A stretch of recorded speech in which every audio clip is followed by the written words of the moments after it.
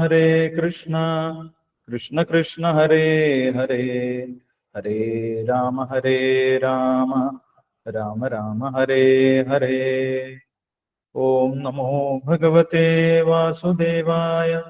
ഓം നമോ ഭഗവതേ വാസുദേവായ. ഓം നമോ ഭഗവതേ വാസുദേവായ. ശ്രീചൈതന്യമനോഭീഷ്ടം സ്ഥാപിതം യേന ഭൂതലേ സ്വയം രൂപ കഥാ മഹ്യം ദദാതി സ്വപദാന്തികം.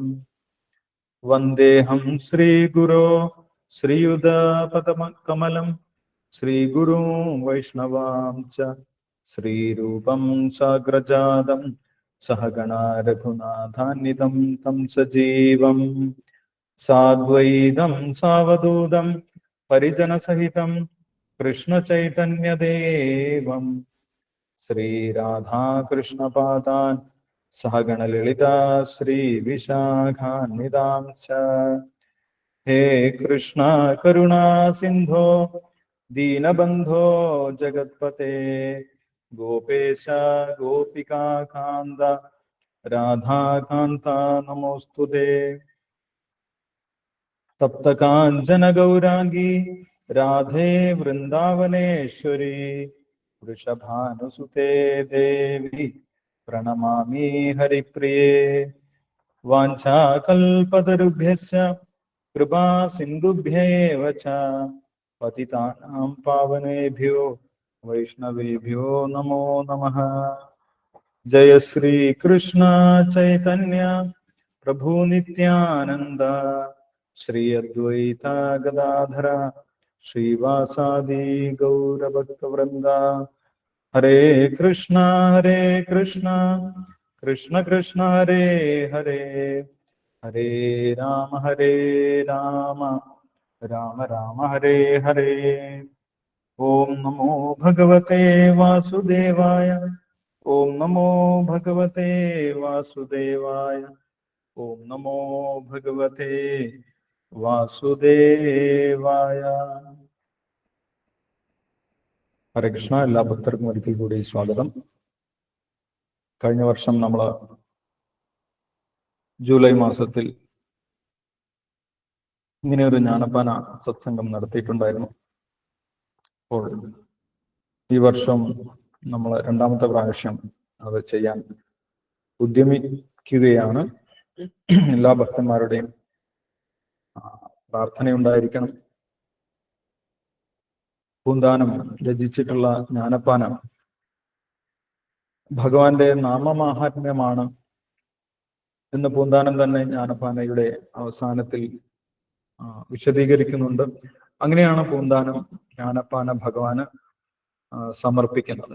തിരുനാമത്തിൻ മഹാത്മ്യമാമിതു, ഇത് ഭഗവാന്റെ നാമമഹാത്മ്യമാണ് ഞാൻ പറയാൻ ഉദ്ദേശിച്ചിട്ടുള്ളത് എന്ന് പൂന്താനം തന്നെ സമർപ്പിക്കുന്നുണ്ട്. അങ്ങനെയാണ് പൂന്താനം ഈ ജ്ഞാനപ്പാന അവസാനം ഭഗവാന് തന്നെ സമർപ്പിക്കുന്നത്. പിഴയാണെങ്കിലും പിഴകേടാണെങ്കിലും തിരുവുള്ള മരുൾക ഭഗവാനെ എന്ന് പറഞ്ഞിട്ട് പൂന്താനം ഭഗവാന് സമർപ്പിക്കുകയാണ് ചെയ്യുന്നത്. അപ്പോൾ ജ്ഞാനപ്പാന മുഴുവൻ ഭാഗവതത്തിൻ്റെയും സാരമാണ്. അതേപോലെ ഭഗവാന്റെ നാമമാഹാത്മ്യമാണ്. കലിയുഗത്തിലെ ഭഗവാന്റെ നാമജപത്തിന്റെ പ്രാധാന്യമാണ് ജ്ഞാനപ്പാനയിൽ പൂന്താനം വിശദീകരിക്കുന്നത്.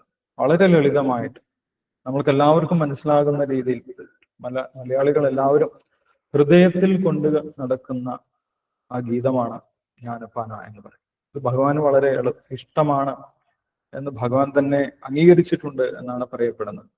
അല്ലെ, മേൽപ്പത്തൂരിന്റെ വിഭക്തിയേക്കാൾ പൂന്താനത്തിന്റെ ഭക്തിയാണ് എനിക്കേറെ ഇഷ്ടം എന്ന് ഭഗവാൻ തന്നെ പറഞ്ഞതായിട്ട് നമ്മൾ കേട്ടിട്ടുണ്ട്. അപ്പോൾ ആ ജ്ഞാനപ്പാന നമ്മൾക്ക് വായിക്കാൻ സാധിക്കുന്നത് തന്നെ വലിയ ഭാഗ്യമാണ്. ജ്ഞാനപ്പാന വായിക്കുന്നതിലൂടെ നമ്മൾക്ക് ഭഗവാനോട് കൂടുതൽ അടുപ്പവും ഭഗവാന്റെ നാമത്തിൽ രുചിയും ഉണ്ടാകണം എന്ന് നമ്മൾക്ക് പ്രാർത്ഥിക്കാം. ഈ ഒരാഴ്ച ഇതേ സമയത്ത് എല്ലാ ദിവസങ്ങളിലും ഈ ഒരു ജ്ഞാനപ്പാന സത്സംഗം ചെയ്യാൻ ഉദ്ദേശിക്കുന്നുണ്ട്. അപ്പോൾ നമുക്ക് ആരംഭിക്കാം. ആദ്യം നമ്മൾക്ക് ഇന്ന് വായിക്കുന്ന ആ ഒരു ഭാഗം കേൾക്കാം. ജ്ഞാനപ്പാനയുടെ ആദ്യത്തെ 48 വരികൾ നമ്മൾക്ക് ഇന്ന് ചർച്ച ചെയ്യാൻ ഉദ്ദേശിക്കുന്നു. അപ്പോൾ നമുക്ക് ആദ്യം അത് കേൾക്കാം. അതിനുശേഷം നമുക്ക് ചർച്ച തുടരാം. ഹരേ കൃഷ്ണ. അഞ്ജലി മാതാജി. ഹരേ കൃഷ്ണ പ്രഭുജി. യെസ്, ഇന്നത്തെ ആ ഭാഗം വായിച്ചോളൂ, 48ാമത്തെ വരി വരെ. അതിനുശേഷം നമുക്ക് നോക്കാം. ഹരേ കൃഷ്ണ പ്രഭുജി. ഹരേ കൃഷ്ണ. ഹരേ കൃഷ്ണ. ഗുരുനാഥൻ തുണ ചെയ്ക സന്തതം, തിരുനാമങ്ങൾ നാവിന്മേൽ എപ്പോഴും പിരിയാതിരിക്കണം നമ്മുടെ നരജന്മം സഫലമാക്കിയിടുവാൻ, നരജന്മം സഫലമാക്കിയിടുവാൻ.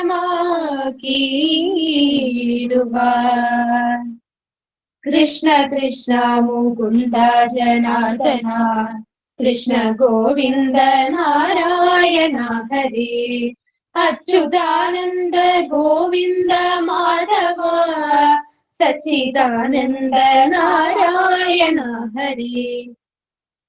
ഇന്നലെയോളം എന്തെന്നറിഞ്ഞില്ല, ഇനി നാളെയുമെന്തെന്നറിഞ്ഞില്ല, ഇനി കണ്ട തടിക്കു വിനാശവും ഇന്ന നേരമെന്നേതുമറിഞ്ഞില്ല. കണ്ടു കണ്ടങ്ങിരിക്കും ജനങ്ങളെ, കണ്ടില്ലെന്നോ വരുത്തുന്നതും ഭവാൻ. 2-4 ദിനം കൊണ്ടൊരുത്തനെ തണ്ടിലേറ്റി നടത്തുന്നതും ഭവാൻ. മാളിക മുകളേറിയ മന്നന്റെ തോളിൽ മാറാപ്പുകേറ്റുന്നതും ഭവാൻ, തോളിൽ മാറാപ്പു കേറ്റുന്നതും ഭവാൻ. കണ്ടാലൊട്ടറിയുന്നു ചിലരിതു, കണ്ടാലും തിരിയ ചിലർക്കിതുമേ, കണ്ടതൊന്നുമേ സത്യമല്ലെന്നതു മുമ്പേ കണ്ടിട്ടറിയും നീതു ചിലർ, മുമ്പേ കണ്ടിട്ടറിയും നീതു ചിലർ. മനുജാതിയിൽ തന്നിൽ പലവിധം മനസ്സിന്നു വിശേഷമുണ്ടോർക്കണം. പലർക്കും അറിയണമെന്നിട്ടല്ലോ പല ജാതി പറയുന്നു ശാസ്ത്രങ്ങൾ. കർമ്മത്തിലധികാരി ജനങ്ങൾക്കു കർമ്മശാസ്ത്രങ്ങളുണ്ടു പലവിധം. ജ്ഞാനത്തിനധികാരി ജനങ്ങൾക്കു ജ്ഞാനശാസ്ത്രങ്ങളും പലതുണ്ടല്ലോ. സാഖ്യശാസ്ത്രങ്ങൾ, യോഗങ്ങൾ എന്നിവ സാഖ്യയില്ലതു നിൽക്കട്ടെ സർവവും. ചുഴന്നിടുന്ന സംസാര ചക്രത്തിൽ ഉഴന്നിടും നമുക്കരിഞ്ഞിടുവാൻ. അറിവുള്ള മഹത്തുക്കളുണ്ടൊരു പരമാർത്ഥമുറി ചെയ്തിരിക്കുന്നു. എഴുതായിട്ടു മുക്തി ലഭിപ്പാനായി ചെവി തന്നിതു കേൾപ്പിനെല്ലാവരും. കൃഷ്ണ നമ്മയൊക്കെയും ബന്ധിച്ച സാധനം കർമ്മമെന്നറിയേണ്ടതു മുമ്പിനാൽ മുന്നമി കണ്ട വിശ്രമശേഷവും ഒന്നായുള്ളൊരു ജ്യോതി സ്വരൂപമായി ഒന്നു ചെന്നങ്ങു തന്നോടു പറ്റാതെ ഒന്നിനു ചെന്നു താനും വലയാതെ ഒന്നൊന്നായി നിനയ്ക്കും ജനങ്ങൾക്ക് ഒന്നു കൊണ്ടറിവാകുന്ന വസ്തുവായി ഒന്നിലുമറിയാത്ത ജനങ്ങൾക്ക് ഒന്നുകൊണ്ടും തിരിയാത്ത വസ്തുവായി ഒന്നുപോലെയൊന്നില്ലാതെയുള്ളത് ഒന്നൊന്നായുള്ളൊരു ജീവസ്വരൂപമായി ഒന്നിലും ഓരോ ബന്ധമില്ലാതെയായി നിന്നവൻ തന്നെ വിശ്വം ചമച്ചുപോൽ മൂന്നും ഒന്നിലടങ്ങുന്നു പിന്നെയും ഒന്നുമില്ല പോൽ വിശ്രമന്ദിരത്ത് കൃഷ്ണ കൃഷ്ണ മുകുന്ദ ജനാർദ്ദന കൃഷ്ണ ഗോവിന്ദ നാരായണ ഹരി അച്യുതാനന്ദ ഗോവിന്ദ മാധവ സച്ചിദാനന്ദ നാരായണ ഹരി. ഹരേ Krishna പ്രഭുജി. Hare Krishna, thank you, Anjali Mataji and Arati Mataji, Sapna Mataji. Hare Krishna. Yes. ഇപ്പൊ പൂന്താനം ഇവിടെ ആരംഭിക്കുന്നത്, ജ്ഞാനപ്പാന ആരംഭിക്കുന്നത് നമ്മൾ കണ്ടു. കൃഷ്ണ കൃഷ്ണ മുകുന്ദ ജനാർദ്ദന കൃഷ്ണ ഗോവിന്ദ നാരായണ ഹരേ ഇങ്ങനെ ഭഗവാന്റെ നാമങ്ങൾ കീർത്തിച്ചുകൊണ്ടാണ്, കൃഷ്ണ എന്ന് പറഞ്ഞുകൊണ്ടാണ് ജ്ഞാനപ്പാന ആരംഭിക്കുന്നത്.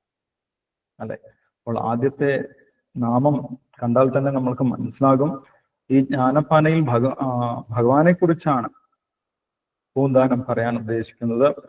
ഭഗവാൻ ശ്രീകൃഷ്ണനെ കുറിച്ച് തന്നെയാണ് പറയാൻ പോകുന്നത്.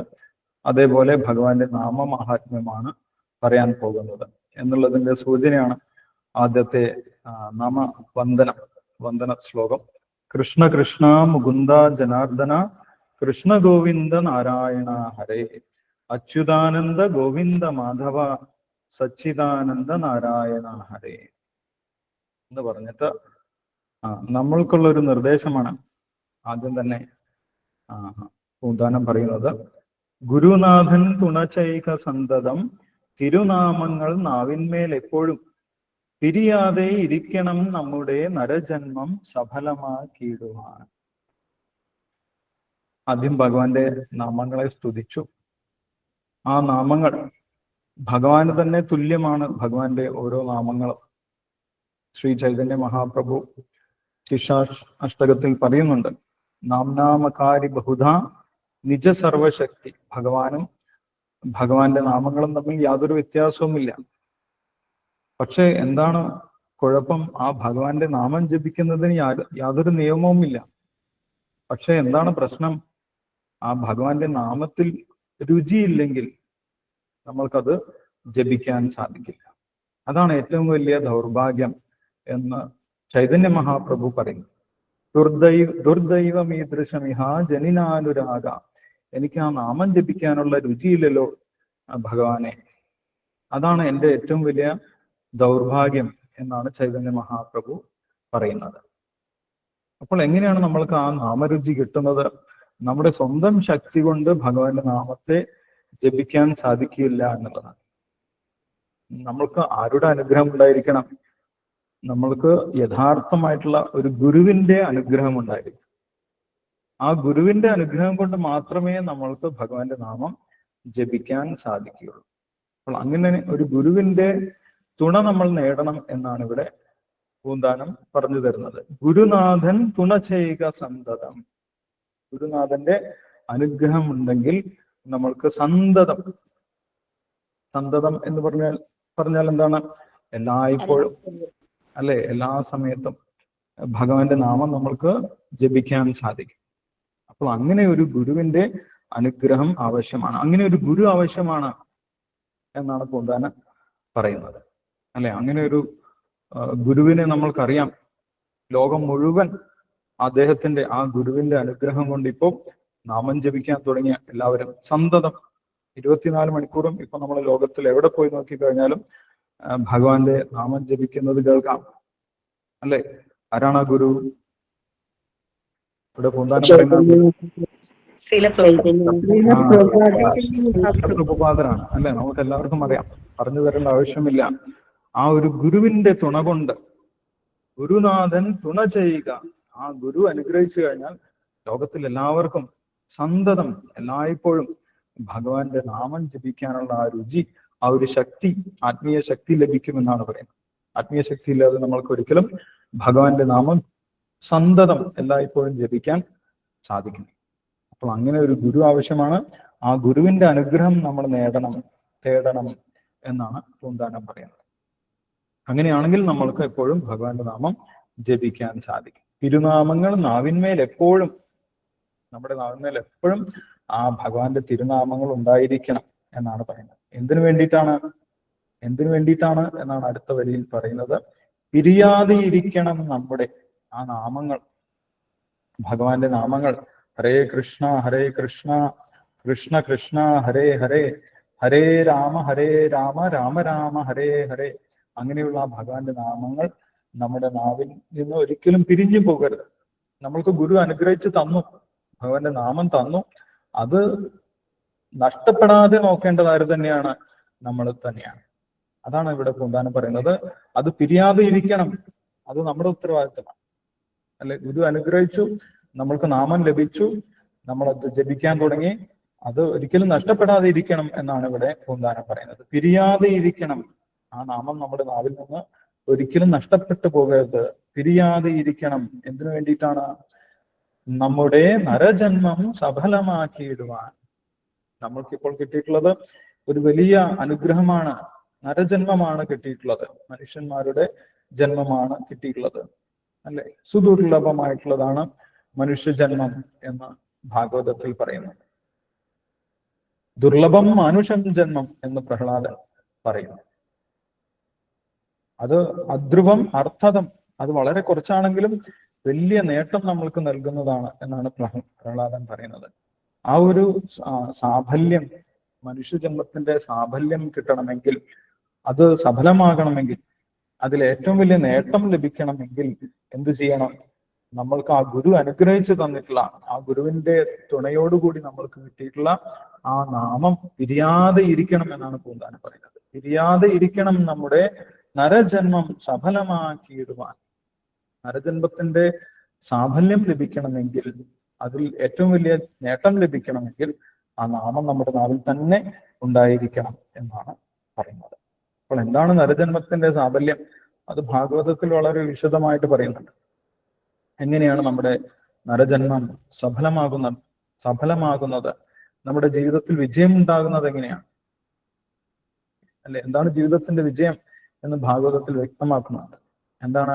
അന്തേ നാരായണ സ്മൃതി, അല്ലെ? അന്തേ നാരായണ സ്മൃതി. അവസാന സമയത്ത് നമ്മൾക്ക് ഭഗവാനെ, ഗുരുവായൂരപ്പനെ സ്മരിക്കാൻ സാധിക്കണം. ഭഗവാൻ നാരായണനെ, ഭഗവാൻ ശ്രീകൃഷ്ണനെ നമ്മൾക്ക് സ്മരിക്കാൻ സാധിക്കണം.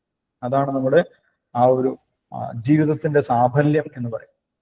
അങ്ങനെയാണെങ്കിൽ നമ്മൾക്ക് ഈ ഒരു ജന്മം കൊണ്ട് തന്നെ തിരിച്ച് ഭഗവാന്റെ അടുത്തേക്ക് പോകാൻ സാധിക്കും. അതിനു വേണ്ടിയിട്ടാണ് പൂന്താനം പറയുന്നത്, പിരിയാതെ ഇരിക്കണം നമ്മുടെ നരജന്മം സഫലമാക്കിയിടുവാൻ. കാരണം എന്താണ്? അങ്ങനെ പറയാൻ എന്താണ് കാരണം എന്നാണ് അടുത്ത വരിയിൽ പറയുന്നത്. ഇന്നലെയോളം എന്തെന്നറിഞ്ഞില്ല. ഈ പൂന്താനം പറഞ്ഞു തരികയാണ്, ഇന്നലെയോളം എന്തെന്നറിഞ്ഞില്ല എന്ന് പറയും. ഇവിടെ ഇന്നലെ എന്ന് പറയുന്നത് എന്തിനെയാണ്? ഇന്നലെ വരെ നമ്മളൊന്നും അറിഞ്ഞില്ല എന്നാണ് പറയുന്നത്, അല്ല. ഇവിടെ പൂന്താനം ഇന്നലെ എന്ന് പറയുന്നത് എന്തിനെ കുറിച്ചാണ്?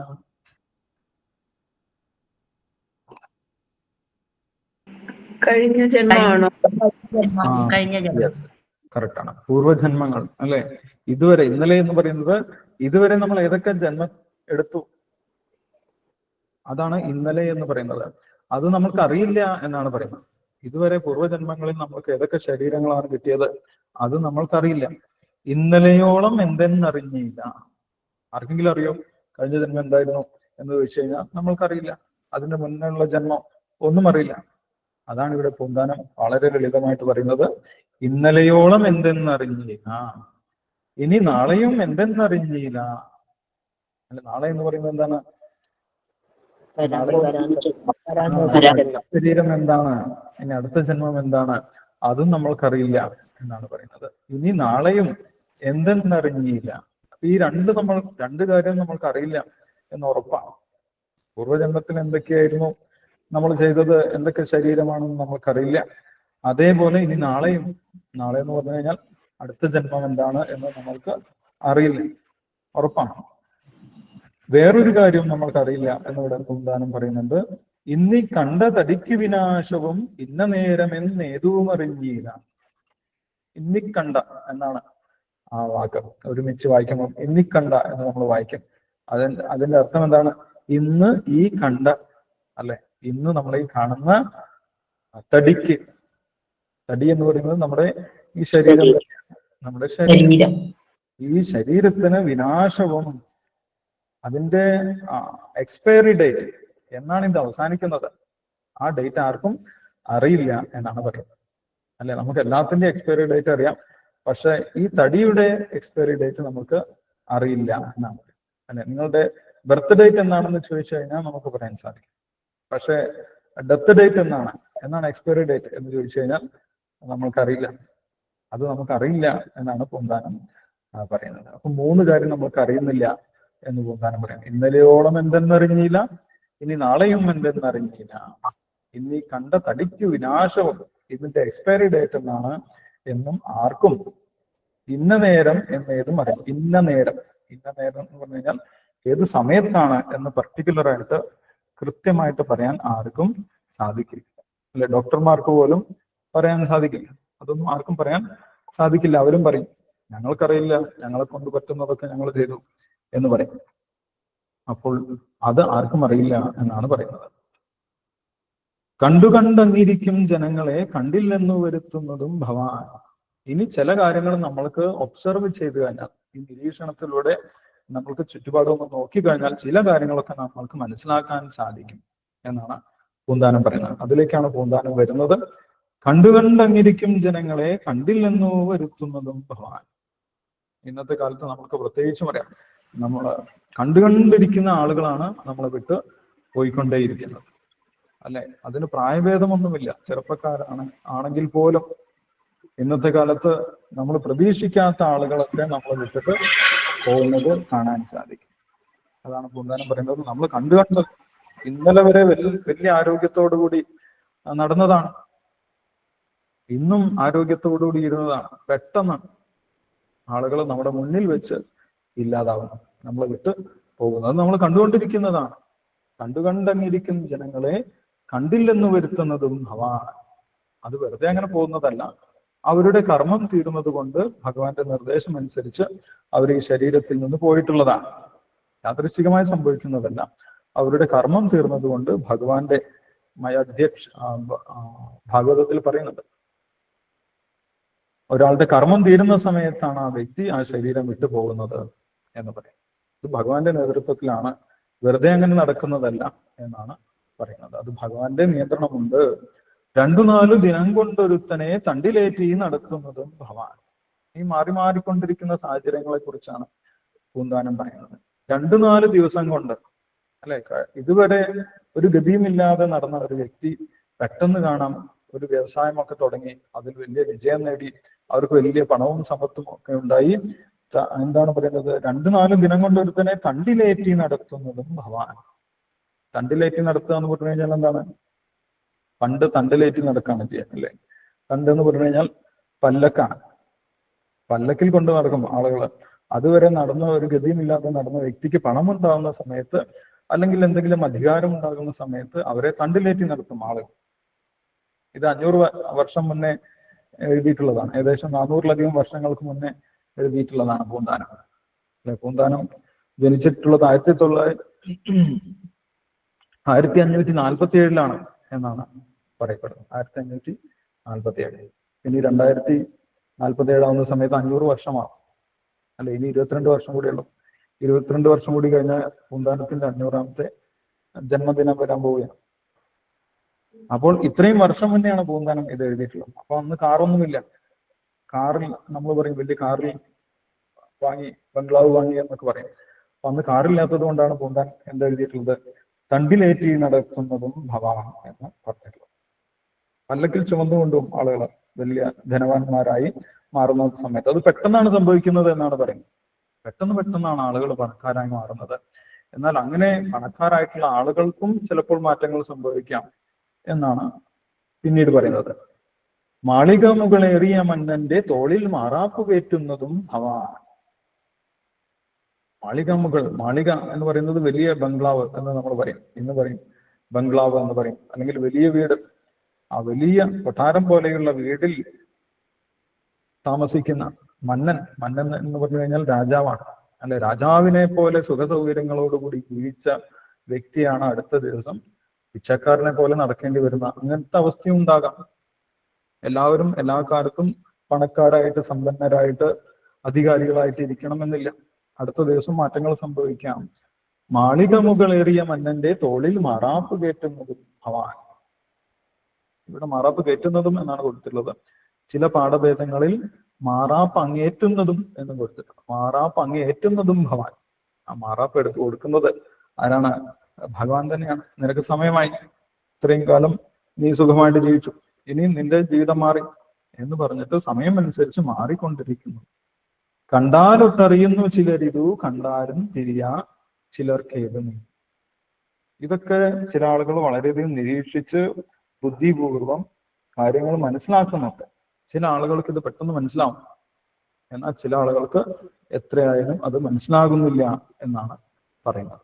കണ്ടതൊന്നുമേ സത്യമല്ലെന്നതു മുമ്പേ കണ്ടിട്ടറിയുന്നതു ചിലർ. നമ്മൾ ഈ കാണുന്ന ലോകം, ആ ലോകത്തിനെ കുറിച്ചാണ് പറയുന്നത്. കണ്ടതൊന്നുമേ സത്യമല്ലെന്നതു. എന്താണ് സത്യം എന്ന് പറഞ്ഞു കഴിഞ്ഞാൽ,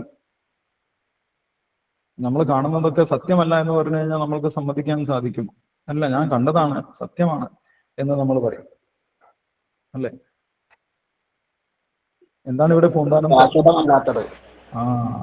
സത്യം എന്ന് പറഞ്ഞു കഴിഞ്ഞാൽ എല്ലാ കാലത്തും നിലനിൽക്കുന്നത് എന്നാണ് ആത്യന്തികമായിട്ടുള്ള അർത്ഥം. എല്ലാ കാലത്തും നിലനിൽക്കുന്നതാണ് സത്യം എന്നിവിടെ പറയുന്നത്. സത്യം, വാസ്തവം, വേദ്യം വാസ്തവമത്ര വസ്തു ശിവതം താപത്രയോന്മൂലന. ഭാഗവതത്തിൽ പറയും. ഭഗവാനെ കുറിച്ചാണ് പറയുന്നത്. പരമമായിട്ടുള്ള സത്യം എന്ന് പറയുന്നത് എല്ലാ കാലത്തും നിലനിൽക്കുന്നതാണ്. പക്ഷേ നമ്മൾ കാണുന്ന ഈ കാര്യങ്ങളൊന്നും എല്ലാ കാലത്തും നിലനിൽക്കുന്നതല്ല എന്ന് ചില ആളുകൾക്ക് മുമ്പേ കണ്ടിട്ടറിയുന്നിതു ചിലർ. ചില ആളുകൾ മുമ്പേ എന്ന് പറഞ്ഞു കഴിഞ്ഞാൽ നേരത്തെ തന്നെ അവർക്ക് മനസ്സിലാക്കാൻ സാധിക്കും. അവര് എല്ലാം തീർന്നിട്ടല്ല മനസ്സിലാക്കുന്നത്, നേരത്തെ തന്നെ മുൻകൂട്ടി അവർക്ക് ബുദ്ധി കൊണ്ട് മനസ്സിലാക്കാൻ സാധിക്കും എന്നാണ്. ചില ആളുകൾക്ക് മനസ്സിലാക്കാൻ സാധിക്കും, ചില ആളുകൾക്ക് മനസ്സിലാക്കാൻ കണ്ടാലും തിരിയാ എന്ന് പറഞ്ഞു കഴിഞ്ഞാൽ തിരിയുന്നില്ല. തമിഴിലും പറയും, അല്ലെ? തിരിയുന്നില്ല എന്ന് പറയും. മനസ്സിലാകുന്നില്ല, അവർക്കത് അറിയാൻ സാധിക്കുകയില്ല എന്നാണ് പറയുന്നത്. ചില ആളുകൾക്ക് ഇത് പെട്ടെന്ന് മനസ്സിലാവും, ചില ആളുകൾക്ക് മനസ്സിലാക്കാനും സാധിക്കുന്നില്ല. ഭഗവാനും പറയുന്നുണ്ട് ഭഗവത്ഗീതയിൽ ഇതേപോലെ തന്നെ പറയുന്നത്, അല്ലെ? നിലനിൽക്കുന്നത് എന്താണ്, നിലനിൽക്കാത്തത് എന്താണ് എന്ന് ചില ആളുകൾക്ക് പെട്ടെന്ന് മനസ്സിലാവും. ആശ്ചര്യവത് പശ്യതി കശ്ചിതേനം. അങ്ങനെ തന്നെയാണ് ഭഗവാൻ പറയുന്നത്. കണ്ടു മനസ്സിലാക്കുന്നു. ആശ്ചര്യവത് പശ്യതി കശ്ചിതേനം. ചില ആളുകൾ ഇത് അത്ഭുതത്തോടുകൂടി മനസ്സിലാക്കുന്നു. ആശ്ചര്യവത് വദതി തഥൈവ ചാന്യ. ചില ആളുകൾ അത് ആശ്ചര്യത്തോടുകൂടി മറ്റുള്ളവർക്ക് പറഞ്ഞു കൊടുക്കും. ആശ്ചര്യവച്ഛേനം അന്യശൃണോതി. ചില ആളുകൾ ആശ്ചര്യത്തോടുകൂടി കേൾക്കുന്നു. സത്യത്തെക്കുറിച്ച്, ഭഗവാനെ കുറിച്ച് ഒക്കെ ആശ്ചര്യത്തോടുകൂടി, അത്ഭുതത്തോടുകൂടി, സന്തോഷത്തോടുകൂടി ആളുകൾ കേൾക്കുന്നു. പിന്നെയോ ശ്രുത്വാപ്യേനം വേദ ന ചൈവ കശ്ചിത്. ചില ആളുകൾക്ക് കേട്ടാലും അത് മനസ്സിലാക്കാൻ സാധിക്കാത്ത അവസ്ഥയാണ്. ചില ആളുകൾക്ക് പറഞ്ഞു കൊടുത്താലും മനസ്സിലാക്കില്ല. ചില ആളുകൾക്ക് പെട്ടെന്ന് മനസ്സിലാവും. പൂർവ്വജന്മ സുഹൃതം ഉണ്ടെങ്കിൽ, ഭഗവാന്റെ അനുഗ്രഹം ഉണ്ടെങ്കിൽ ചില ആളുകൾക്ക് മനസ്സിലാക്കാൻ സാധിക്കും. ഇവിടെ പൊന്താനം പറയുന്നത് എന്തുകൊണ്ടാണ് ചില ആളുകൾക്ക് മനസ്സിലാവുന്നത്, ചില ആളുകൾക്ക് മനസ്സിലാക്കാൻ സാധിക്കാത്തത് എന്നാണ് പറയുന്നത്. മനുജാതിയിൽ തന്നെ പലവിധം മനസ്സിന് വിശേഷം ഉണ്ടോർക്കണം. എല്ലാവരും ഒരേ മാനസിക നിലവാരത്തിലല്ല എന്നാണ് പൂന്താനം പറയുന്നത്. മനുജാതിയിൽ എന്നാണ് പറയുന്നത്. മനുജാതി മനുവിന്റെ ജാതിയാണ്. സ്വയംഭുവ മനുവിൽ നിന്നാണ് ഈ മനുഷ്യവംശം മുഴുവൻ ഉണ്ടായത് എന്നാണ് പറയുന്നത്. ആ സ്വയംഭുവ മനുവിന്റെ ജാതി, അതിൽ പലതരത്തിലുള്ള ആളുകളുണ്ട്. മനസ്സിന് വിശേഷമുണ്ട് ഓർക്കണം. എല്ലാവർക്കും മനസ്സിലാക്കാനുള്ള കഴിവ് ഒരേപോലെയല്ല എന്നാണ് പറയുന്നത്. പലർക്കും അറിയണം എന്നിട്ടല്ലോ പല ജാതി പറയുന്നു ശാസ്ത്രം. എല്ലാവർക്കും മനസ്സിലാക്കണം എന്നാണ് ശാസ്ത്രത്തിന്റെ ഉദ്ദേശം. ചില ആളുകൾക്ക് വേണ്ടി മാത്രമല്ല ശാസ്ത്രം, എല്ലാവർക്കും അറിയാൻ വേണ്ടിയിട്ടുള്ളതാണ് ശാസ്ത്രം. അപ്പോൾ എല്ലാവർക്കും അറിയുന്നതിന് വേണ്ടി ചിലപ്പോൾ പല രീതിയിൽ ഒരേ കാര്യത്തിനെ കുറിച്ച് വിശദമായിട്ട് പറയുന്നുണ്ടാകും. ഒരേ സത്യത്തെക്കുറിച്ച് പല രീതിയിൽ ശാസ്ത്രങ്ങളിൽ വിശദീകരിക്കുന്നുണ്ടാകും. പല ജാതി എന്ന് പറഞ്ഞു കഴിഞ്ഞാൽ നമ്മുടെ ജാതിയല്ല, ജാതി വ്യവസ്ഥയല്ല, അല്ലെ? പല ജാതി പല തരത്തിൽ പറയുന്നു, ശാസ്ത്രത്തിൽ പല തരത്തിൽ പറഞ്ഞു തരുന്നുണ്ട്. കർമ്മത്തിൽ അധികാരി ജനങ്ങൾക്കു കർമ്മശാസ്ത്രങ്ങളുണ്ടു പലവിധം. ചില ആളുകൾക്ക് കർമ്മമാർഗമാണ് താല്പര്യം, അതുകൊണ്ട് ഒരുപാട് കർമ്മമീമാംസാ ശാസ്ത്രങ്ങൾ ധാരാളമുണ്ട്. ജ്ഞാനത്തിൽ അധികാരി ജനങ്ങൾക്കു ജ്ഞാനശാസ്ത്രങ്ങൾ, ജ്ഞാനത്തിൽ അധികാരിയായിട്ടുള്ളവർക്ക്, ഊഹാപോഹങ്ങളിലൊക്കെ താല്പര്യമുള്ളവർക്ക് അതിനുള്ള സാഖ്യശാസ്ത്രങ്ങൾ ധാരാളമായിട്ടുണ്ട്. സാഖ്യശാസ്ത്രങ്ങൾ, യോഗങ്ങൾ എന്നിവ സംഖ്യയില്ലതും നിൽക്കട്ടെ സർവ്വതും. അപ്പൊ നമ്മുടെ ഉദ്ദേശം എന്താണ്? നമ്മുടെ ഉദ്ദേശം എത്ര ശാസ്ത്രമുണ്ട് എന്ന് മനസ്സിലാക്കുന്നതല്ല. പ്രധാനം അവിടെ തൽക്കാലം നിർത്തുകയാണ്. എത്ര ശാസ്ത്രമുണ്ട് എന്ന് കണക്കാക്കുന്നത് നിർത്തുകയാണ്. നിൽക്കട്ടെ സർവവും. കാരണം നമ്മുടെ ഉദ്ദേശം അതല്ല. എത്ര ശാസ്ത്രങ്ങളുണ്ട്, എത്ര ഉപനിഷത്തുകളുണ്ട്, എത്ര യോഗശാസ്ത്രങ്ങളുണ്ട്, എത്ര ദർശനങ്ങളുണ്ട് എന്ന് പഠിക്കാൻ പോവുകയാണെങ്കിൽ അത് തന്നെ ഒരുപാടുണ്ട് കണക്കെടുക്കാൻ. അപ്പോൾ അത് തൽക്കാലം നിൽക്കട്ടെ എന്നാണ് പറയുന്നത്. സംഖ്യയില്ലത് നിൽക്കട്ടെ, അത് ധാരാളമുണ്ട് എന്ന് നമ്മൾ മനസ്സിലാക്കിയാൽ മതി എന്നാണ് പറയുന്നത്. സംഖ്യയില്ലത് നിൽക്കട്ടെ സർവവും. ഇനി നമ്മുടെ അവസ്ഥയെക്കുറിച്ച് നോക്കാം എന്നാണ് പൂന്താനം പറയുന്നത്. അടുത്ത വരിയിൽ പറയുന്നത് നമ്മുടെ അവസ്ഥ എന്താണ് അത് നമുക്ക് നോക്കാം. ചുഴന്നീടുന്ന സംസാര ചക്രത്തിൽ ഉഴന്നീടും നമുക്കറിഞ്ഞിടുവാൻ. നമ്മൾ എവിടെയാണ് ഇരിക്കുന്നത് എന്നുള്ള ഒരു ധാരണ കിട്ടാൻ വേണ്ടി പൂന്താനം പറയുന്നത് ചുഴന്നീടുന്ന സംസാര ചക്രം. സംസാര ചക്രത്തിനെ കുറിച്ചാണ് പറയുന്നത്. ഈ ഭൗതിക ലോകം ചുറ്റിത്തിരിഞ്ഞുകൊണ്ടിരിക്കുന്ന ലോകത്തിനെ കുറിച്ചാണ് പറഞ്ഞുകൊണ്ടിരിക്കുന്നത്. അതിനകത്താണ് നമ്മൾ ഇരിക്കുന്നത്. അപ്പൊ ഇവിടെ ചുഴന്നീടുന്ന എന്നാണ് പറയുന്നത്. ചുഴന്നീടുന്ന എന്ന് പറഞ്ഞു കഴിഞ്ഞാൽ എന്താണ്?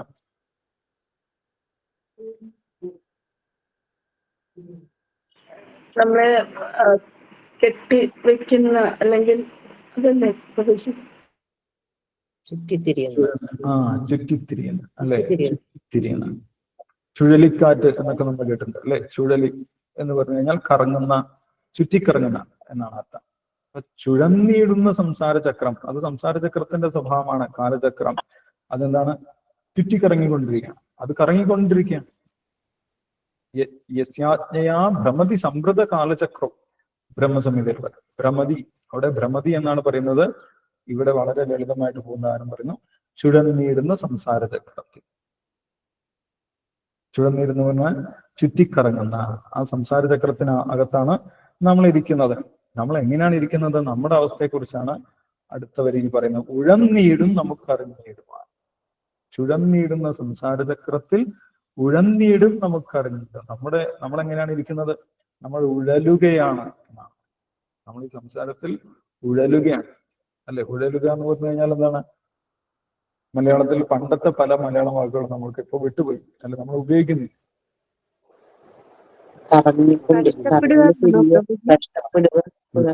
കഷ്ടപ്പെടുക അല്ലെ? നമ്മൾ ഉഴലുകയാണ്.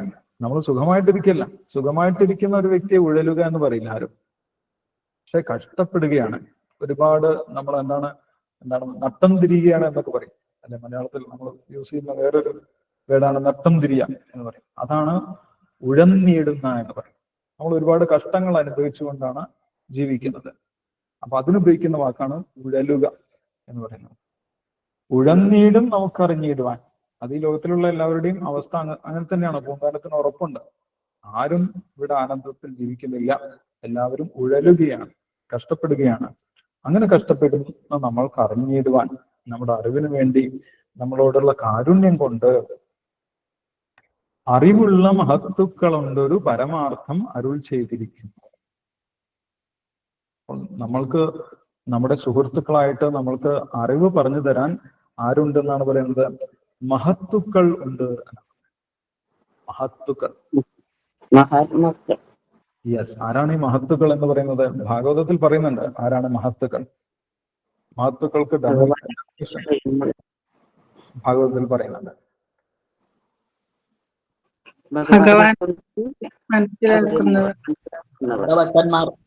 യെസ്. ഒരു ക്വാളിറ്റി ഭഗവാന്റെ ഭക്തന്മാർ എന്നുള്ളതാണ്. അവരുടെ മറ്റു ക്വാളിറ്റീസും മറ്റുള്ള സ്വഭാവങ്ങളും ഭാഗവതത്തിൽ പറയുന്നുണ്ട്. നമ്മൾക്ക് നോക്കിയാൽ കാണാം, 5-ാമത്തെ സ്കന്ധത്തിൽ 5-ാമത്തെ അധ്യായത്തിൽ 2-ാമത്തെ ശ്ലോകത്തിൽ പറയുന്നുണ്ട് മഹത്തുക്കളെ കുറിച്ച്. മഹന്തസ്തേ സമചിത്ത പ്രശാന്ത വിമന്യവ സുഹൃത സാധവോയി. ആ മഹത്തുക്കളുടെ സ്വഭാവം കണ്ടാൽ നമുക്ക് മനസ്സിലാവും അതൊരു മഹത്തായിട്ടുള്ള ഒരു മഹത്താണോ എന്നുള്ള കാര്യം. മഹന്തസ്തേ സമചിത്ത പ്രശാന്ത, അവർ സമചിത്തന്മാരാണ്. അവർ ഭൗതിക നേട്ടങ്ങൾക്ക് വേണ്ടി ഓടി നടക്കുന്നില്ല. പ്രശാന്ത, അവർ ശാന്തമായിട്ടുള്ള ആളുകളാണ്. വിമന്യവ, അവർക്ക് ആരോടും ദേഷ്യമില്ല. വിമന്യവ സുഹൃത, അവരെല്ലാവരുടെയും സുഹൃതാണ്. എല്ലാവർക്കും നന്മ ലഭിക്കണം, എല്ലാവർക്കും നന്മയുണ്ടാകണം എന്നാണ് അവര് വിചാരിക്കുന്നത്. അങ്ങനെയുള്ളവരെയാണ്, അങ്ങനെയുള്ള സാധുക്കളെ, സാധവോയെ, സാധു എന്ന് പറഞ്ഞു കഴിഞ്ഞാൽ ഭഗവാന്റെ ഭക്തൻ എന്നാണ് അർത്ഥം. അപ്പൊ അവര് ഭഗവാന്റെ ഭക്തനാണ്, അതേപോലെ സമചിത്തനാണ്. സമചിത്തനാണ്, പ്രശാന്താത്മാവാണ്, ശാന്ത മനസ്കനാണ്. വിമന്യവ, ആ വ്യക്തിക്ക് ആരോടും ദേഷ്യമില്ല. സുഹൃത, എല്ലാവരുടെയും സുഹൃതാണ്. എല്ലാവർക്കും അഭ്യുദയം ഉണ്ടാകണം, എല്ലാവർക്കും ഉയർച്ച ഉണ്ടാകണം എന്നാണ് ആ വ്യക്തി പ്രതീക്ഷിക്കുന്നത്. സാധവോയെ, ആ വ്യക്തി സാധുവുമാണ്, ഭഗവാന്റെ ഭക്തനുമാണ്. അങ്ങനെയുള്ള മഹത്തുക്കൾ, അറിവുള്ള, അവർക്ക് സ്വാഭാവികമായിട്ടും ഭഗവാനെ കുറിച്ച് അറിവുണ്ടാകും. കാരണം അവർ ഭഗവാന്റെ ഭക്തന്മാരാണ്. അങ്ങനെയുള്ള ഭക്തന്മാർ, അറിവുള്ള മഹത്തുക്കൾ, ആരെക്കുറിച്ച് അറിവുള്ള? അവർക്ക് ആരെക്കുറിച്ചാണ് അറിവുള്ളത്? അവർക്ക് ഭഗവാനെ കുറിച്ച് അറിവുണ്ട്. ഭഗവാനെ കുറിച്ച് അറിയുന്നത് കൊണ്ട് ഭഗവാന്റെ ശക്തികളെ കുറിച്ചും ഭഗവാന്റെ ഈ പ്രകൃതിയെക്കുറിച്ചും ഭഗവാന്റെ അംശമായിട്ടുള്ള നമ്മളെക്കുറിച്ചും ജീവാത്മാവിനെ കുറിച്ചും അറിവുണ്ട്. ഭഗവാനെ കുറിച്ചും ഈ ലോകത്തിനെ കുറിച്ചും നമ്മളെക്കുറിച്ചും അവർക്ക് അറിവുണ്ട്. അതിനാണ് അറിവ് എന്ന് പറയുന്നത്. അറിവുള്ള മഹത്തുക്കൾ ഉണ്ട്, ഒരു പരമ അർത്ഥം അരുൾ ചെയ്തിരിക്കുന്നു എന്നാണ്. പരമാർത്ഥം അരുൾ ചെയ്തിരിക്കുന്നു. അവർ പറയുന്നത് സാധാരണ കാര്യങ്ങളല്ല, പരമ അർത്ഥമാണ് പറയുന്നത്. അർത്ഥം എന്ന് പറഞ്ഞു കഴിഞ്ഞാൽ നേട്ടം എന്നാണ് അർത്ഥം. നമ്മുടെ മനുഷ്യന്റെ നേട്ടം, സാധാരണ നേട്ടത്തിനെ കുറിച്ചല്ല അവർ പറയുന്നത്. നമ്മൾ എപ്പോഴും കേൾക്കുന്നത് പല പല നേട്ടങ്ങളെ കുറിച്ച് നമ്മൾ കേൾക്കുന്നുണ്ട്. പക്ഷെ മഹത്തുക്കളായിട്ടുള്ള വ്യക്തികൾ പറയുന്നത് പരമാർത്ഥത്തിനെ കുറിച്ചാണ്. പരമമായിട്ടുള്ള നേട്ടം, ഏറ്റവും വലിയ നേട്ടത്തെ കുറിച്ചാണ് നമ്മൾക്ക് അവര് പറഞ്ഞു തരുന്നത്. പരമാർത്ഥം അരുൾ ചെയ്തിരിക്കുന്നു. അപ്പോൾ അതാണ് നമ്മൾ കേൾക്കേണ്ടത്. ഏറ്റവും വലിയ നേട്ടം എന്താണ് എന്നാണ് നമ്മൾ അറിയേണ്ടത്. കാരണം നമ്മുടെ സുഹൃത്തുക്കളായതുകൊണ്ട് ആ മഹത്തുക്കൾ അങ്ങനെയുള്ള ഏറ്റവും വലിയ നേട്ടത്തിനെ കുറിച്ചാണ് പറഞ്ഞു തരുന്നത്. എളുതായിട്ട് മുക്തി ലഭിക്കാനായി ചെവി തന്നിതു കേൾപ്പിനെല്ലാവരും. അവര് പറഞ്ഞു തന്നിട്ടുള്ള കാര്യമാണ് എന്നാണ് പൂന്താനം പറയുന്നത്. ഈ ഉഴന്നീടുന്ന നമുക്കറിഞ്ഞിടുവാൻ, ചുഴന്നീടുന്ന സംസാര ചക്രത്തിൽ ഉഴന്നീടും നമുക്കറിഞ്ഞിടുവാൻ, നമ്മൾക്ക് കഷ്ടപ്പാടാണ് എന്നറിഞ്ഞുകൊണ്ട്, ദുഃഖമാണ് എന്നറിഞ്ഞുകൊണ്ട് നമ്മൾക്ക് ഉയർച്ചയിലേക്ക്, മോക്ഷത്തിലേക്കുള്ള വഴി ആ മഹത്തുക്കൾ പറഞ്ഞിട്ടുണ്ട് എന്നാണ് പറയുന്നത്. എളുതായിട്ട് മുക്തി ലഭിക്കാനായി. എളുതായിട്ട് എന്ന് പറഞ്ഞു കഴിഞ്ഞാൽ ഈസി ആയിട്ട്, അല്ലെ, വളരെ സുഖകരമായിട്ട്, വളരെ ലളിതമായിട്ട്, എളുതായിട്ട്, വലിയ ബുദ്ധിമുട്ടൊന്നുമില്ലാതെ, സുസുഖം കർത്തുമവ്യം എന്ന് ഭഗവാനും പറയുന്നത്. വളരെ സുഖമായിട്ട് നമുക്ക് ചെയ്യാവുന്നതാണ്. എളുതായിട്ട് മുക്തി ലഭിക്കാനായി ചെവി തന്നിതു കേൾപ്പിനെല്ലാവരും. ആ മുക്തിയിലേക്കുള്ള ആദ്യത്തെ മാർഗം എന്താണ്? അതിനുള്ള ആദ്യത്തെ ഉപകരണം നമ്മൾക്ക് തന്നിട്ടുള്ളത് ചെവിയാണ് എന്നാണ്. ചെവി തന്നത് ആ മുക്തിയിലേക്കുള്ള മാർഗത്തിലൂടെ സഞ്ചരിക്കാൻ വേണ്ടിയാണ്, ഭഗവാനെ കുറിച്ച് കേൾക്കാൻ വേണ്ടിയിട്ടാണ് നമ്മൾക്ക് ചെവി തന്നിട്ടുള്ളത്. അതുകൊണ്ട് എല്ലാവരും കേൾക്കൂ എന്നാണ് പറയുന്നത്. എല്ലാവരും കേൾക്കാൻ പൂന്താനം പറയാൻ എന്താണ് കാരണം? എല്ലാവർക്കും നേട്ടമുണ്ടാകും. കേൾക്കുന്ന എല്ലാവർക്കും നേട്ടമുണ്ടാകും. കേൾപ്പിൻ എല്ലാവരും, ആർക്കും ഇത് കേൾക്കുന്നതിൽ നിന്ന് ഒരു വിലക്കുമില്ല, അല്ലെ. ഭഗവാനെ കുറിച്ച് കേൾക്കുന്നതിൽ ഇന്ന ആള് കേൾക്കാൻ പാടില്ല, ഇന്ന ജാതിയിലുള്ളവർ കേൾക്കാൻ പാടില്ല, ഇന്ന വിഭാഗത്തിലുള്ളവർ കേൾക്കാൻ പാടില്ല, അങ്ങനെ ഒരു വേർതിരി പൂന്താനം പറയുന്നില്ല.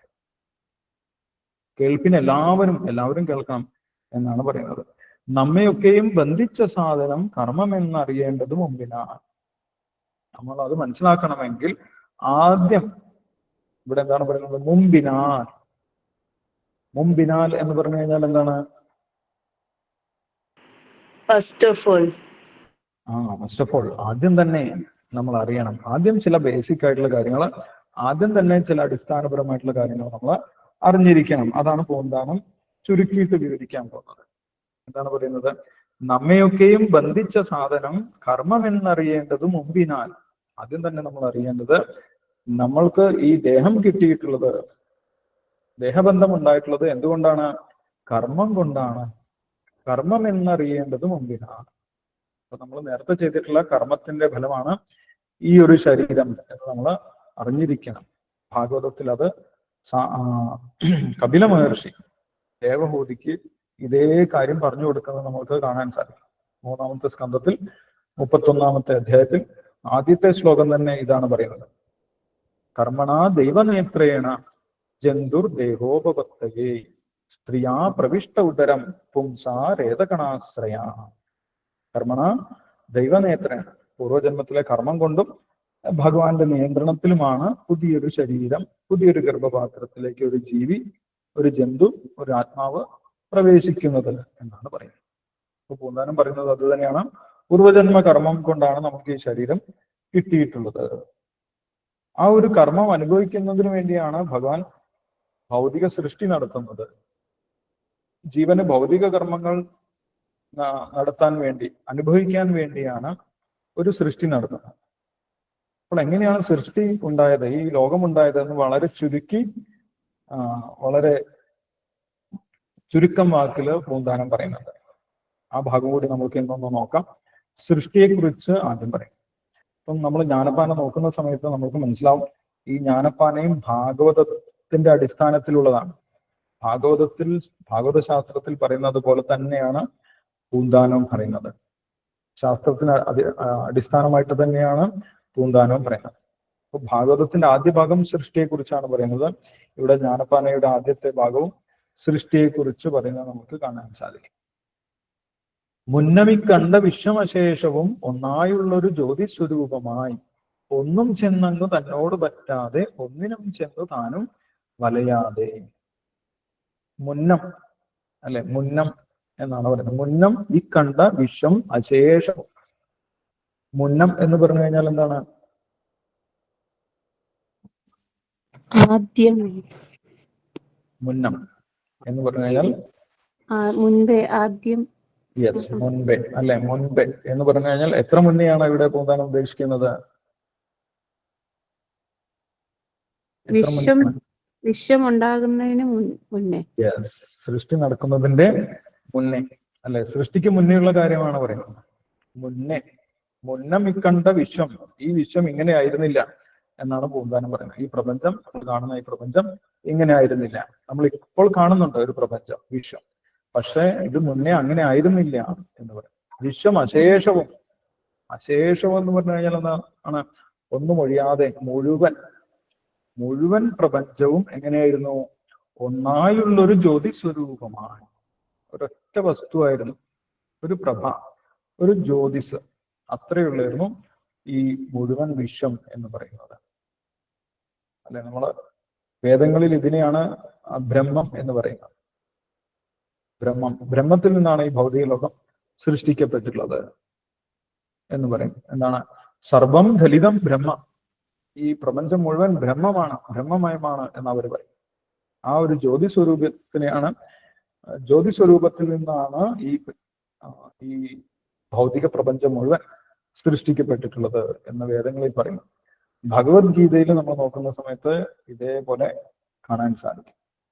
ഭഗവത്ഗീതയിൽ പറയുന്നുണ്ട്, മമയോനിർ മഹത് ബ്രഹ്മ തസ്മിൻ ഗർഭം ദദാമ്യം. 14-ാമത്തെ അധ്യായത്തിൽ 3-ാമത്തെ ശ്ലോകമാണ്. മമയോനിർ മഹത് ബ്രഹ്മ. അവിടെ പറയുന്നത് മഹത് ബ്രഹ്മം എന്നാണ്. ഭാഗവതത്തിൽ പറയുന്നത് മഹത്തത്വം എന്നാണ്. ഓരോ ശാസ്ത്രത്തിലും വേറെ വേറെ വാക്കുകൾ ഉപയോഗിക്കുന്നുണ്ടാവും, പക്ഷെ ഒരേ വസ്തുവിനെ കുറിച്ചാണ് അവിടെയൊക്കെ പറയുന്നത്. ആ മഹത്തത്വത്തിൽ നിന്നാണ് സൃഷ്ടി മുഴുവൻ. ഭൗതിക ശക്തി, ഭഗവാന്റെ ഭൗതിക ശക്തിയാണ് മഹത്തത്വം എന്ന് പറയുന്നത്. ആ മഹത്തത്വമായിട്ട് ഒറ്റ വസ്തുവായിട്ടാണ് ഈ മുഴുവൻ വിശ്വവും നിലനിന്നിരുന്നത് എന്ന് പറയും. അതിന്റെ സ്വഭാവത്തിനെ കുറിച്ചാണ് പിന്നീട് പറയുന്നത്. ഒന്നും ചെന്നങ്ങു തന്നോട് പറ്റാതെ ഒന്നിനും ചെന്നു താനും വലയാതെ. അത് ആക്റ്റീവ് ആയിരുന്നില്ല ആ സമയത്ത്. ഇനാക്റ്റീവ് സ്റ്റേജിലായിരുന്നു ആ മഹത്വത്വം ഉണ്ടായിരുന്നത്.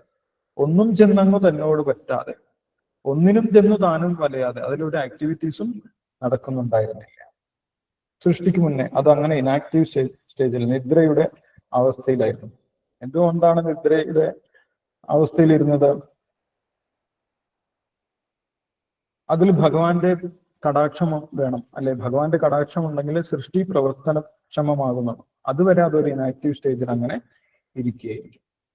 അപ്പൊ ഈ ഒരു ബ്രഹ്മത്തിനെ കുറിച്ച് ആർക്കാണ് അറിയാൻ സാധിക്കുന്നത്, ആർക്കാണ് മനസ്സിലാക്കുന്നത് എന്നാണ് അടുത്ത വരിയിൽ പറയുന്നത്. ഒന്നൊന്നായി നിനയ്ക്കും ജനങ്ങൾക്കു ഒന്നുകൊണ്ട് അറിവാകുന്ന വസ്തുവായി.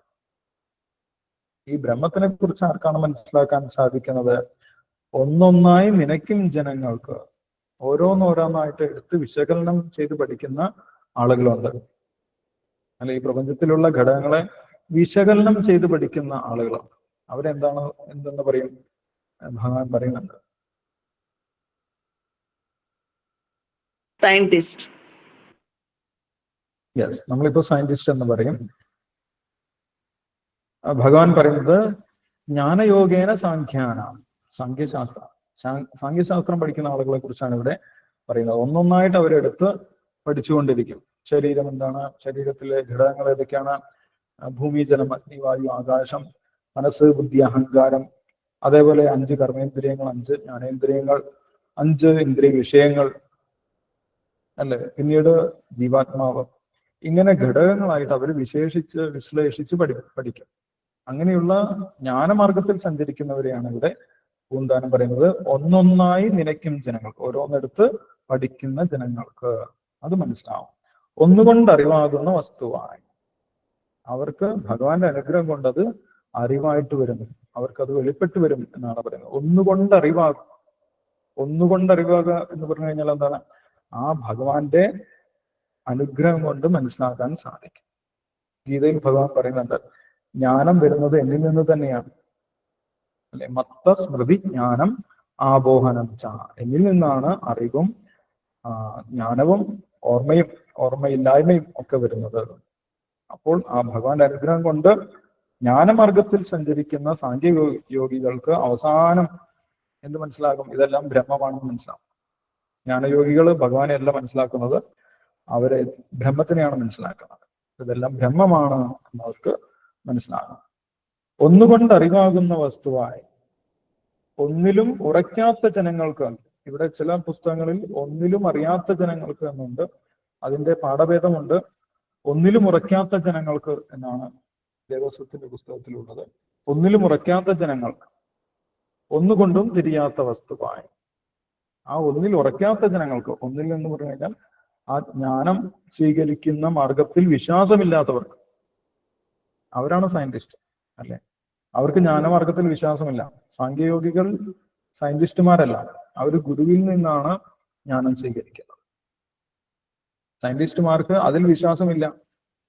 സയന്റിസ്റ്റുമാരെന്നാണ് പറയുന്നത്, നിങ്ങൾ പറഞ്ഞു തരേണ്ട ആവശ്യമില്ല, ഞങ്ങൾ സ്വന്തം പഠിച്ച് പരീക്ഷണങ്ങൾ നടത്തി കണ്ടെത്തും. അപ്പൊ അവർക്ക് ആ ജ്ഞാനമാർഗത്തിൽ വിശ്വാസമില്ല. അവരെ കുറിച്ചാണ് ഇവിടെ പൂന്താനം പറയുന്നത്. ഒന്നിലും ഉറയ്ക്കാത്ത ജനങ്ങൾക്ക്, ഒരു ജ്ഞാനമാർഗത്തിലും വിശ്വാസമില്ലാത്ത ജനങ്ങൾക്ക് ഒന്നുകൊണ്ടും തിരിയാത്ത വസ്തുവാണ്. അവർക്കൊരിക്കലും ഈ മഹത്തത്വത്തെക്കുറിച്ചോ ബ്രഹ്മത്തെക്കുറിച്ചോ മനസ്സിലാക്കാൻ സാധിക്കും. അവർക്ക് ഓരോരുത്തർക്കും ഓരോ തിയറി ഉണ്ടാവും, ഓരോരുത്തർക്കും ഓരോ ഫിലോസഫി ഉണ്ടാവും. ഇങ്ങനെയാണ് ലോകമുണ്ടായത്, അങ്ങനെയാണ് ലോകമുണ്ടായത് എന്ന് ഓരോരുത്തരും ഓരോ ഫിലോസഫി പറഞ്ഞുകൊണ്ട് ഗീതയിലും ഭഗവാൻ പറയുന്നത്, അല്ലെ? ബഹുശാഖാഹി അനന്താശ്ച ബുദ്ധയോ അഭ്യവസായന. ആ ബുദ്ധി ഉറയ്ക്കാത്തവർക്ക് ഒരുപാട് ശാഖകളായിട്ടാണ് അവരുടെ മനസ്സ്. അവർ ഓരോ തിയറി അങ്ങനെ പറഞ്ഞുകൊണ്ടിരിക്കും. ബഹുശാഖാഹി അനന്താശ്ച. അപ്പൊ അവർക്ക് ഈ സത്യത്തെ, പരമസത്യത്തെ കുറിച്ചോ അല്ലെങ്കിൽ പരമസത്യത്തിന്റെ ശക്തിയായിട്ടുള്ള ബ്രഹ്മത്തെക്കുറിച്ചോ മനസ്സിലാക്കാൻ കഴിയില്ല എന്ന് പറയും. ഒന്നുകൊണ്ടും തിരിയാത്ത വസ്തുവായി അവർക്ക് ബ്രഹ്മം എന്നൊന്നും പറഞ്ഞു കഴിഞ്ഞാൽ ഒരിക്കലും മനസ്സിലാക്കാൻ പോകുന്നില്ല. ഇനി അതിന്റെ സ്വഭാവത്തിനെ കുറിച്ചാണ് പറയുന്നത്. ആ മഹത്വത്വത്തിന്റെ അല്ലെങ്കിൽ ബ്രഹ്മത്തിന്റെ സ്വഭാവത്തിനെ കുറിച്ച് പറയുന്നു. ഒന്നുപോലെ ഒന്നില്ലാതെയുള്ളതിൽ ഒന്നൊന്നായുള്ള ഒരു ജീവസ്വരൂപമാണ്. അപ്പൊ നേരത്തെ പറഞ്ഞ ഈ മഹത്വത്വം അങ്ങനെ തന്നെ ഇരുന്നു, ഒന്നുപോലെ, അത് അനങ്ങാണ്ട് തന്നെ ഇരുന്നു, ഒന്നുപോലെ ഇരുന്നു. അതിൽ യാതൊരു മാറ്റവും സംഭവിച്ചില്ല. എന്തുകൊണ്ടാണ് മാറ്റം സംഭവിക്കാത്തത്? അതിൽ ഒന്നിന്റെ കുറവുണ്ട്, അല്ലെ? അതിൽ ഒന്നിന്റെ കുറവുണ്ട്. അതുകൊണ്ടാണ് അതിൽ യാതൊരു പ്രവർത്തനവും നടക്കാത്തത്. എന്തിന്റെ കുറവാണുള്ളത്? ഭഗവാന്റെ ഭഗവാന്റെ കുറവുണ്ട്, അല്ലേ? ഭഗവാൻ പറയുന്നു, ഞാൻ നിർദ്ദേശം നൽകിയാലേ പ്രകൃതി പ്രവർത്തിക്കുള്ളൂ. മയാധ്യക്ഷേണ പ്രകൃതി സൂയദേശ ചരാചരം. ഞാൻ പറഞ്ഞാലേ പ്രകൃതിയിലുള്ള വസ്തുക്കളൊക്കെ പ്രവർത്തിക്കും, അല്ലെങ്കിൽ അവർ അനങ്ങാണ്ടിരിക്കും. അങ്ങനെ തന്നെ ജഡവസ്തുക്കളായിട്ടിരിക്കും. അത് അപ്പോൾ ഇവിടെ പറയുന്നു ഒന്നുപോലെ അത് അനങ്ങാണ്ട് തന്നെ ഇരുന്നു. ഒന്നില്ലാതെയുള്ളതേ, അതിലൊന്നില്ലായിരുന്നു. ആരില്ലായിരുന്നു? അതിൽ പരമാത്മരൂപത്തിൽ ഭഗവാൻ പ്രവേശിച്ചിട്ടില്ലായിരുന്നു. അപ്പം അതങ്ങനെ തന്നെ ഒരുപാട് കാലം ഇരുന്നു. സൃഷ്ടിയിൽ ഭാഗവതത്തിലും പറയുന്നുണ്ട്, സൃഷ്ടിക്ക് ശേഷവും ഓരോ ബ്രഹ്മാണ്ടവും അങ്ങനെ തന്നെ സമുദ്രത്തിൽ ആയിരക്കണക്കിന് വർഷം ഒരു പ്രവർത്തനം നടക്കാതെ അങ്ങനെ ഒഴുകി നടന്നു എന്ന് പറയും. അപ്പോൾ അതിനെ പ്രവർത്തിപ്പിക്കാൻ വേണ്ടി ഭഗവാൻ ഓരോ ബ്രഹ്മാണ്ടത്തിലേക്കും പ്രവേശിച്ചു. അന്തഃപ്രവിഷ്ട ആഭാതി വിജ്ഞാനേന സമന്വിത എന്ന് ഭാഗവതത്തിൽ പറയുന്നു. അപ്പോൾ ഓരോ പ്രപഞ്ചത്തിനെയും പ്രവർത്തിപ്പിക്കുന്നതിന് വേണ്ടി ഭഗവാൻ തന്നെ ഒന്നാമത്തെ സ്കന്ധത്തിൽ 2-ാമത്തെ അധ്യായത്തിൽ 31-ാമത്തെ ശ്ലോകത്തിൽ കാണാം. സൃഷ്ടിയെക്കുറിച്ച് അവിടെ വളരെ ചുരുക്കി പറയുന്നുണ്ട് ശുഗദേവ ബ്രഹ്മർഷി. അപ്പോൾ ആദ്യം ഈ സൃഷ്ടി നടന്നു, പക്ഷെ അതൊന്നും പ്രവർത്തിച്ചില്ല. ഓരോ പ്രപഞ്ചവും അങ്ങനെ തന്നെ ഇരുന്നു, ഒന്നുപോലെ ഇരുന്നു. അതിൽ പുതിയതായിട്ടൊന്നും സൃഷ്ടി വന്നില്ല. അപ്പോൾ അതിനെ ജീവിപ്പിക്കുന്നതിന് വേണ്ടി അതിന്റെ ജീവനായിട്ട്, അതിൽ പരമാത്മാവായിട്ട് ഭഗവാൻ അന്തഃപ്രവിഷ്ട ആഭാതി വിജ്ഞാനേന സമന്വിത. ഭഗവാൻ സൃഷ്ടി നടത്താനുള്ള എല്ലാ ജ്ഞാനത്തോടും കൂടി അന്തഃപ്രവിഷ്ട, അതിനകത്തേക്ക് പ്രവേശിച്ചു. ഓരോ ബ്രഹ്മാണ്ടത്തിനകത്തേക്കും ഭഗവാൻ പ്രവേശിച്ചു എന്ന് പറയും. അതാരാണ് പ്രവേശിച്ചത്? ഭാഗവതം വായിക്കുമ്പോൾ നമ്മൾ കേട്ടിട്ടുണ്ട്. പത്മനാഭൻ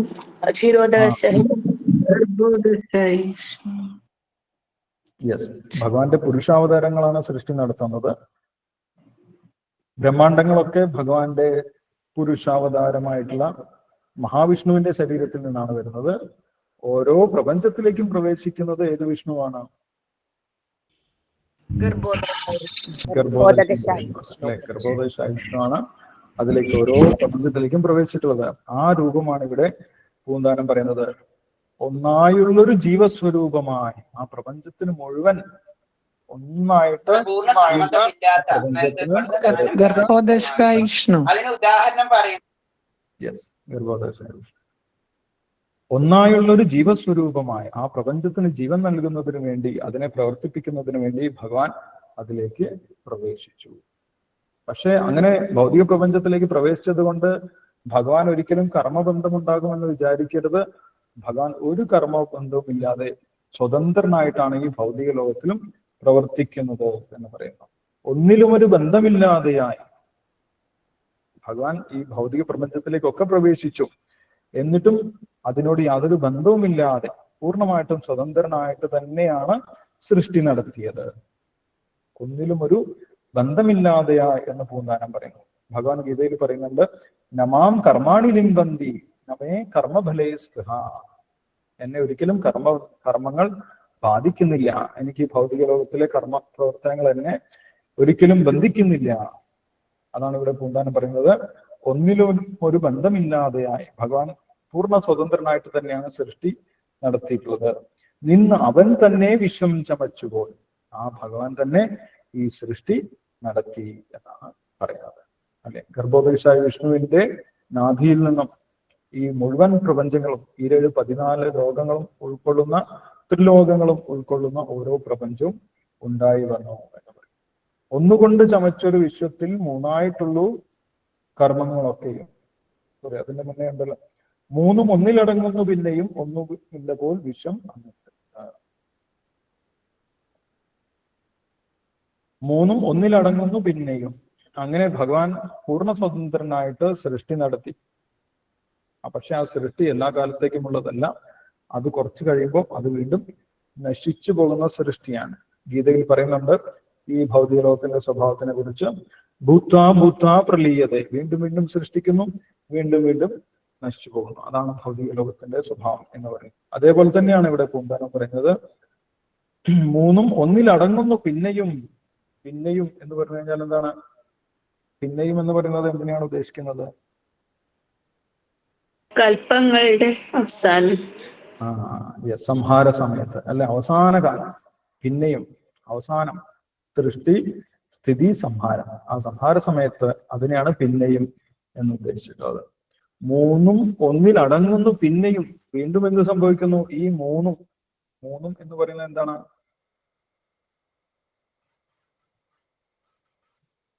സംഹാരം. ഈ 3 ലോകങ്ങളും അല്ലെ, 14 ലോകങ്ങൾ 3 ലോകങ്ങളായിട്ട് പറയും. ത്രിലോകങ്ങൾ, ഭൂലോകം, അതേപോലെ അധോലോകം, ഭൂലോകം, സ്വർഗലോകം. ഇങ്ങനെ ഈ 3 ലോകവും പിന്നെയും അവസാന സമയത്ത് എന്ത് സംഭവിക്കും? മൂന്നും ഒന്നിലടങ്ങുന്നു. ആ ഒന്നിലേക്ക് തന്നെ, ഭഗവാന്റെ ശരീരത്തിലേക്ക് തന്നെ തിരിച്ചു പോകുന്നു എന്നാണ് പറയുന്നത്. മൂന്നും ഒന്നിലടങ്ങുന്നു പിന്നെയും അവസാന സമയത്ത് വീണ്ടും ഭഗവാന്റെ ശരീരത്തിലേക്ക് തന്നെ തിരിച്ചു പോകുന്നു. ഒന്നുമില്ല പോൽ വിശ്വം എന്ന നേരത്ത്, ആ സമയത്ത് പിന്നെ സൃഷ്ടിയൊന്നുമില്ല, ഭൗതിക പ്രപഞ്ചത്തിനൊന്നും നിലനിൽപ്പില്ല. ഇതാണ് സൃഷ്ടിയുടെ ചുരുക്കമായിട്ട് പൂന്താനം പറഞ്ഞിട്ടുള്ളത് അല്ലെ. ഭാഗവതത്തിൽ വളരെ വിശദമായിട്ട് 2-ാമത്തെ സ്കന്ധത്തിലും 3-ാമത്തെ സ്കന്ധത്തിലും വിശദമായിട്ട് സൃഷ്ടിയെ കുറിച്ച് പറയുന്നു.